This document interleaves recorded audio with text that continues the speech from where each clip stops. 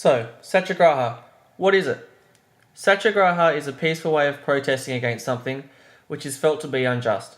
However, Satyagraha is not the same as peaceful or non-violent protests, but they are aspects within it. Satyagraha is more of a state of mind and way of life. It's a greater commitment than simply not punching the opposition in the face. Mahatma Gandhi founded Satyagraha, which roughly translates to the insistence on truth, in the early 20th century. The name Satyagraha was coined as a result of a competition held by South African newspaper Indian Opinion, although the winning applicant's entry was slightly altered by Gandhi. Satyagraha calls on its followers, known as Satyagrahis, to abide by a number of principles in order for them to be fully known as a follower of Satyagraha.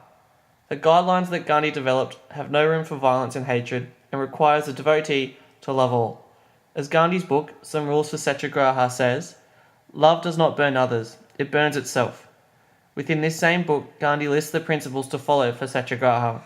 A bit of a simplified version of the rules is to harbour no anger, suffer the anger of the opponent, put up with the assaults of the opposition and never retaliate nor submit, not resist arrest from an authority, nor the removal of one's own property by authorities, to not surrender any possession entrusted to you, no matter the danger, to not retaliate through swearing and cursing, to not insult the opponent, to not salute the Union Jack nor its officials, be them English or Indian, to protect an official from an insult or attack if this occurs throughout the course of a struggle, to behave courteously towards prison officials and to follow orders, as long as they are not humiliating, to see all fellow prisoners as equal to oneself, to not fast in order to gain something which will not avoid injury to one's self-respect, to joyfully obey orders given by the leader of the corps, whether they please you or not, to carry out orders given by the leader of the corps, even if they seem foolish.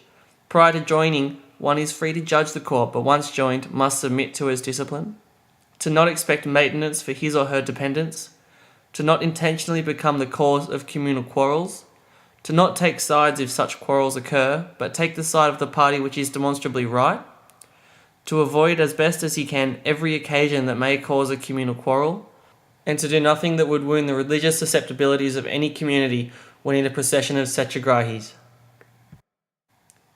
One of the most well-known peaceful protests that satisfied Satyagraha was the Salt March, led by Mahatma Gandhi in 1930.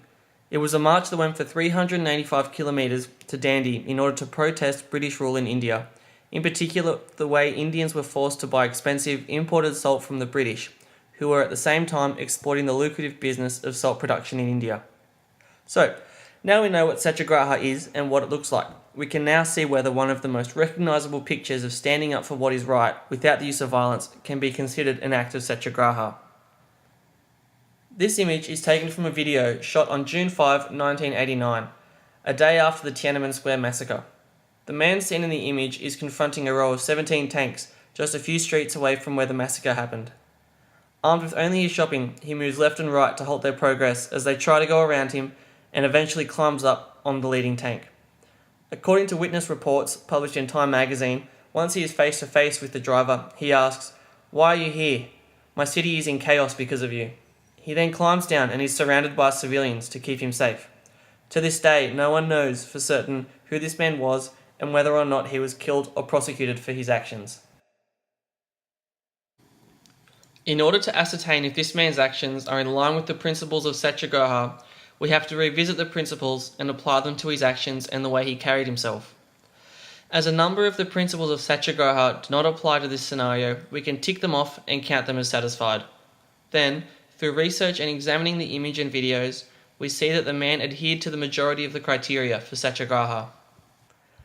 However, there is one principle that we will never know whether it was satisfied or not, and that is whether the unknown rebel held anger in his heart towards those he stood against. The smart money would say he did, but the only person who can say for sure is the man in the image. And this, the absence of anger, is the essence of Satyagraha. Only the individual attempting to practice Satyagraha knows if they are doing so, or if they are simply protesting without violence. Satyagraha is an internal pursuit for the individual, and they are the only ones who truly know when it has been realised.